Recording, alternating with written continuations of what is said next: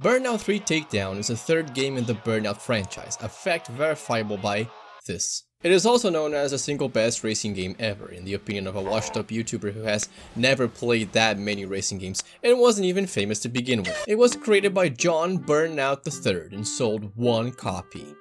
This one. So what's the deal with this game? Well, unless you were born after this console release, you know what Burnout is, you know it's good, and you don't need me to tell you Burnout 3 is one of the best racing games ever. It's plastered all over Wikipedia, it's a Metacritic must play, it's considered one of the best Xbox games, one of the best PS2 games, one of the best Game Boy Advance games. And so why in God's name am I here to make a video about this game? Surely by now, everyone's already said what needs to be said, and this is just completely redundant and pointless, and I should stop while I'm ahead. What? No, what? Burnout 3 just turned 20 years old, and frankly that's scary. It's scarier than thinking that 10 years ago was 2014, not 2007, and I'm getting kinda fucking old. I might have a stroke and die at any point, so before that happens, I'm gonna talk about one of my favorite games, whether you want me to or not. Run it back. It's a nice summer day in the year 2000 something, and you boot up this bad boy on the old PS2 or the Xbox if you're kinda weird. Oops, I said it. Disclaimer, the Maplecat Stars Association of YouTubers, editors, and creators has no political leaning for or against the consoles hereby depicted, nor is it prejudiced against Xbox players, and is definitely not jealous that Xbox players can choose custom songs to play during the game. I definitely don't care, and I definitely don't wish I had that.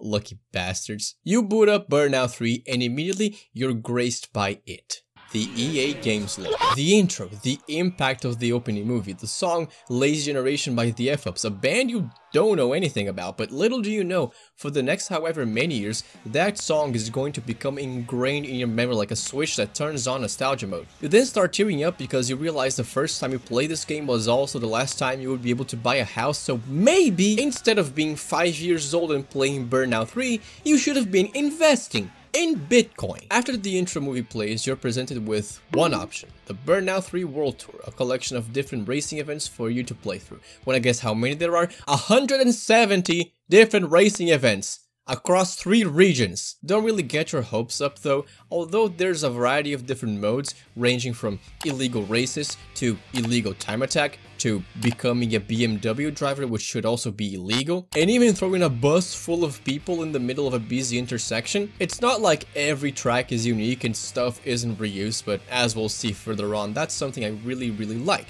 So I don't really know why I'm making such a big deal out of it. Not too long after choosing your first race, you're introduced to DJ Striker, the host for the fictional Crash FM, and honestly, out of all the bodiless voices for this game, he's the best one.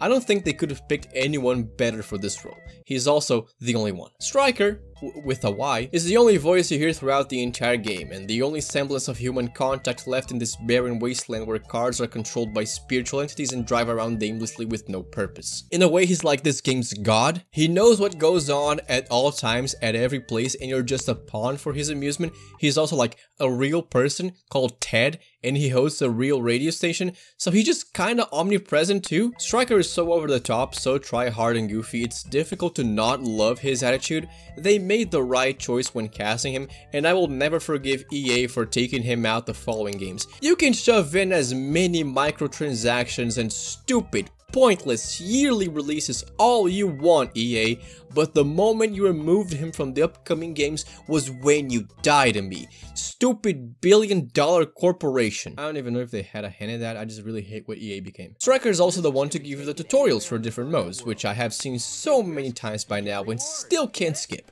Not because I like them, but because they literally don't allow you to. Let's start off with the basics. Burnout 3 Takedown is an arcade racing game that can also be considered a vehicular manslaughter game. But you see, third game releases usually don't pop out of nowhere. I know, crazy concept. For a third game to exist, there usually are at least 2 other games previous to it, and in this game's case, those games were Burnout 2 Point of Impact and Burnout. And I think it's important we take a good, long look at these previous 2 games and really thoroughly analyze what they brought to the table, so we can further analyze what made Burnout 3 so great. Let's take a look.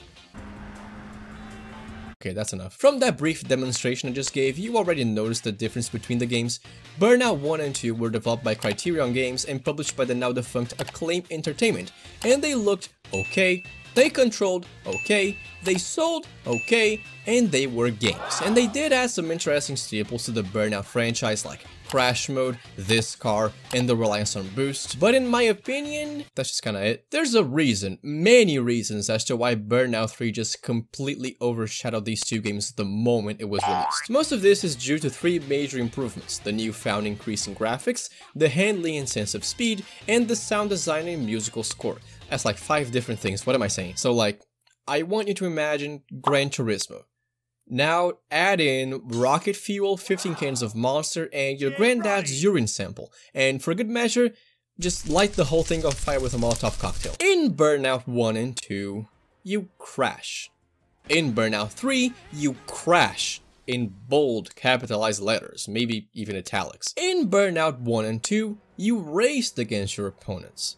In Burnout 3, you fought against them, SSX style. The game incentivizes and rewards you for recklessness, carelessness, and aggressiveness through points, more boosts, and a kill cam. And this is what you know Burnout for. This is what the series is about, and this is why Burnout 3 is such a good game to play on a whim when you have nothing to do. It's mindless fun, like a professional esports player playing at a casual level for fun type of mindless. It's not that you're not thinking of things, it's that the game is so fun and balanced in a way that rewards this sort of aimless direction that it becomes part of your muscle memory and quickly. Sparks fly about, crashes are loud and impactful, the cars crumple and fucking blow up. This game is barely even a racing game at this point. It's a goddamn war zone. Despite the inconsistency in difficulty and the AI blatantly cheating, Burnout 3 is not hard, and that's for the better. It's not supposed to be a difficult game, it's supposed to be challenging, yes, but rather ironically calming. And if it wasn't clear enough, Burnout 3 was not like its predecessors. Hell, you could even argue that back in 2004, Burnout 3 was barely even a Burnout game. It was quicker, blurrier, meaner, much more charismatic and in your face than ever before. It was a little like this, and much more like this.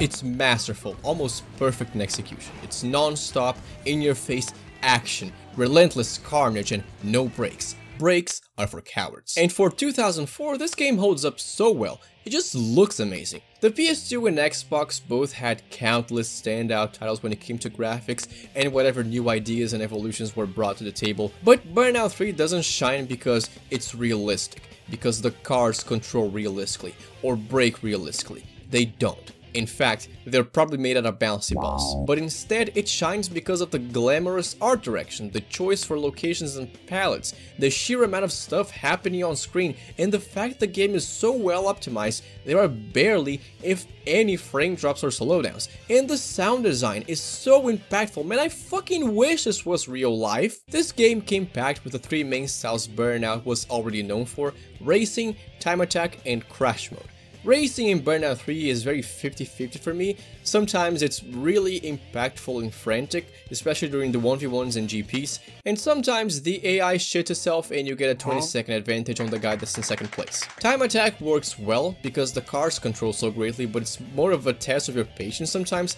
Depending on the track, it can feel very trial and error, like you're playing, I don't know, Osu or Geometry Dash. And crash mode, I just never really liked this mode, I'm sorry, but if you like it, good for you. But none of these modes, none of them can even come close. They pale in comparison to the juggernaut that was Burnout 3's selling point: road rage. So Burnout 3 is called Burnout 3 Takedown for a reason, but if takedowns were just a new mechanic introduced to races, I honestly don't think this game would have been that good. But they weren't. Criterion had the simple yet brilliant idea of putting you up against 3 AI drivers and telling you, see those guys over there? Yeah, they haven't done anything, but they could. That's exactly what road rage is. It's the culmination of Burnout 3's marketing as a reckless, careless, aggressive arcade racer. It's the staple of the franchise, and it's so fun. I'm having fun with the game. In current year, I've been doing this same thing for my entire life. Booting up Burnout 3 to play 30 minutes of Road Rage and try to beat my highest score. And without fail, it's always fun. The game presents you with the possibility to cause mayhem and you just take it.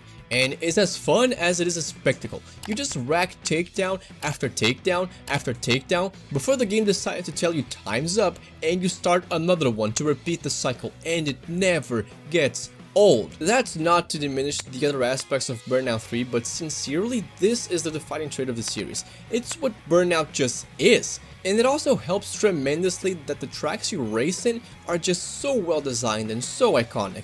Like the Cliffside by Silver Lake or this twirly drift thing, I forgot the name of the place. They managed to make each track memorable in its own way with their own individual set pieces and actually exist coherently in this world, being interconnected in certain races. I just love it so much. And while Burnout 3 opted out of the renowned and iconic guitar riff that permeated the title screen of Burnout 2 and subsequent games, it did so for a reason. I want to talk about the music of Burnout 3. Or I'm gonna explain. Up until then, the music of Burnout games was relatively whatever. Apart from the title riff that was kind of reused throughout songs, there weren't that many memorable pieces. It was mostly just background music, and so everything changed in the third entry with the addition of something called EA Tracks.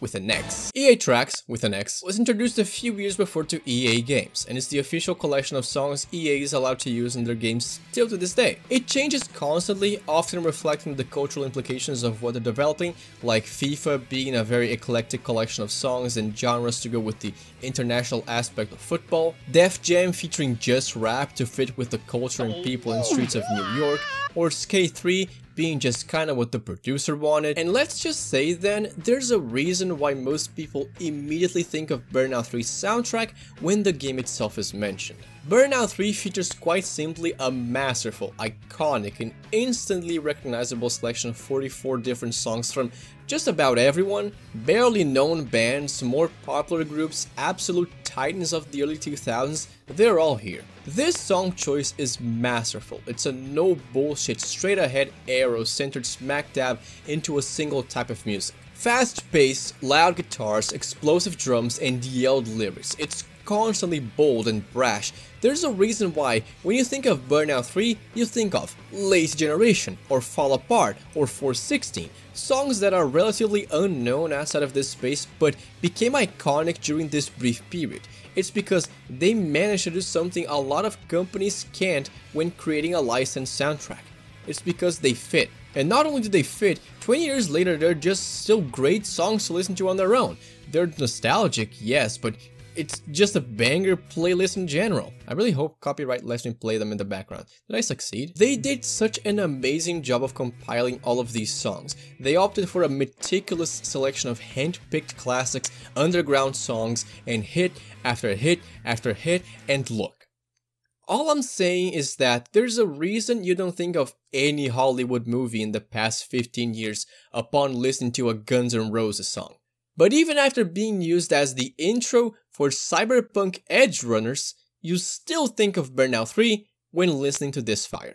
It's the Need for Speed Underground 2 effect. You'd be forgiven for not precisely remembering the gameplay, but you sure as fuck remember Snoop Dogg's corny ass lyrics. To sum it up, it's iconic, it's fitting, and did you know Skrillex has a song in this game? Now, is the game perfect? No. The game was made in 2 years, and sometimes janky stuff will just happen. There are times you feel like you shouldn't have crashed. The AI openly cheats with how much of that gorilla grip they have going on, and how they just kinda manifest speed out of nowhere even when they shouldn't have any boost, and the physics will just randomly launch everyone into the stratosphere sometimes. But on the other hand, it's just kinda funny sometimes, so who gives a shit? Subject change. After Burnout 3, Criterion would go on to try and keep up the success seen in the renovation they made to the series and this newfound mechanic they introduced into the mix. Burnout Revenge was released less than a year later, Burnout Dominator released in 2007, and then finally Burnout Paradise came out in 2008. And all of these releases within such a short time span of one another caused Burnout well, Burnout. Not every series has the FIFA privilege, and even when Criterion would try to innovate in some sort of way over the chaotic and frantic sensation brought onto the series by Burnout 3, by adding things like traffic checking, bringing back features from previous Burnout games, and even the quite appealing open world of Burnout Paradise, it all came at the cost of the series being just so very rushed. Like, making the sequel to Burnout 3 in less than a year, that has to be some sort of crime. And that adds to my second point, the lack of focus on anything that resembled Burnout 3 apart from takedowns themselves. In Revenge and Dominator, there's not even a world tour map, and by Paradise, they had ditched the entire arcade style and didn't even allow you to start events without driving to them. And Dominator and Paradise lacked the entirety of Crash Mode, in Paradise's case in exchange for this. You be the judge, I don't really care for both of them. I couldn't possibly determine the overall consensus about these games, especially when they all have such high ratings and they have a gun pointed to my head, but from what I both remember and came to form an opinion on when replaying these games for this video, while Revenge, Dominator, and Paradise were undoubtedly fun and great games, they were simply not Burnout 3. They didn't have the same vibe, the same aesthetic, the same balancing, or the same sense of self. Elements I saw in the third game and missed in the following ones. I missed the cohesiveness of the soundtrack, which seemed to deteriorate as the franchise went on, with the weird selection of songs in Burnout Paradise and Dominator. I missed the arcadey feeling of just going into whatever I wanted, whenever I wanted. And Crash Mode, for as much as I don't personally enjoy it, was a crucial point for the franchise. For some, it was even like taking takedowns out of the series. Weirdly enough, the complaint is usually that games become too arcadey, but for Burnout, it was the exact opposite. Still, I personally enjoyed the games past Burnout 3, especially Paradise, but only when looked at as their own individual experiences, kinda like Crash the Titans in that sense. A lot of racing franchises would kill to have the same sort of gameplay and near universal acclaim Burnout has, but while I don't really see much issue with the direction the series took when you look at it from a purely individual perspective, game by game and what they have to offer, it's impossible to ignore how they are still sequels, and they were still tasked with the challenge of following up on one of the most acclaimed games of the decade in less than a year. Really, this has to be a scary prospect, right? How do you follow up on a game like this? A game this well received and praised in such a short amount of time? Not everyone has the answer for that, and I don't expect them to. Criterion was a considerably sized team under the wing of EA, but they had never experienced success of this magnitude, much less a non-gradual overnight explosion. They're not like Rockstar. They don't publish their own games. They don't have the privilege of releasing a sequel to the second best-selling game in history over a decade later and working out all of the kinks that come with the development of this size.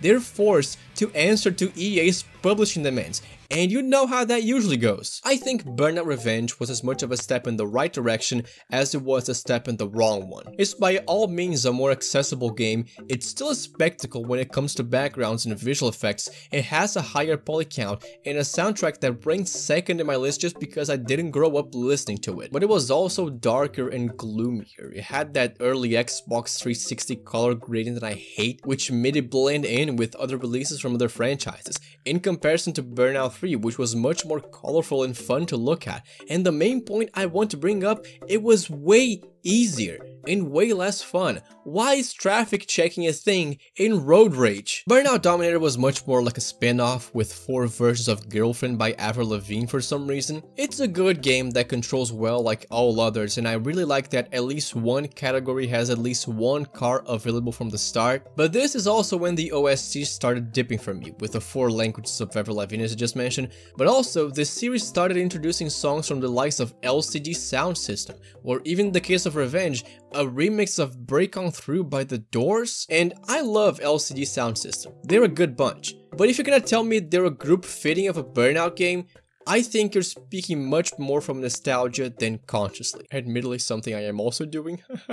Really, some of these songs are much more fitting of Need for Speed than Burnout. And also, as I mentioned before, no Crash Mode. And also, as I mentioned before, the gap between Burnout 4 and Burnout Dominator was longer than the gap between Burnout 3 and Burnout 4. Fuck! And Burnout Paradise is a game that I absolutely love. It has a great open world, a wide variety of cars, and controls extremely well. It's a fantastic game that brings a lot to the table, but still, it's just not Burnout 3. I really hope you can hear what I'm saying though, and still understand that what I bring up is not a clear-cut definition by any means. I want to make it as clear as possible that it's not a black and white difference between Burnout 3 and every game after it. These games were not bad, and I am so very biased. There are many players out there who think fondly of the games after Burnout 3, and rightfully, even more so than Burnout 3 itself, but well, it's an opinion piece in my channel and I gave my opinion. At the end of it all, at least Criterion tried to innovate, and I can't exactly hold them down for that. It made the future of the franchise seem brighter, as though eventually they would pull through and give fans the Burnout game to end all Burnout games. A game better than every single one they developed for the franchise before. Somehow, a game even more acclaimed than Burnout 3 itself. Yeah, that didn't happen. Criterion realized it's much easier to just not do things while still holding close to EA, and then they became a developer for Need for Speed, the direct rival of Burnout, and then promised us that this wasn't the end of Burnout. And isn't life so poetic and full of coincidences, like how Need for Speed started becoming more and more like Burnout, while Burnout started becoming more and more like my grandfather? This ended up turning into a history of the world post Burnout 3 at the end there. I'm so sorry. That's a video for a different day. I'm gonna shut up now. To wrap this up, Burnout 3 is the best racing game ever because I said so. It's memorable, it's unique, it's well made, and it's not even really a racing game. It's about turning every race into a complete nightmare where your only goal is to make sure everyone else dies and you come out on top. And in the end, isn't that what life is all about? Yes. Yes, it is.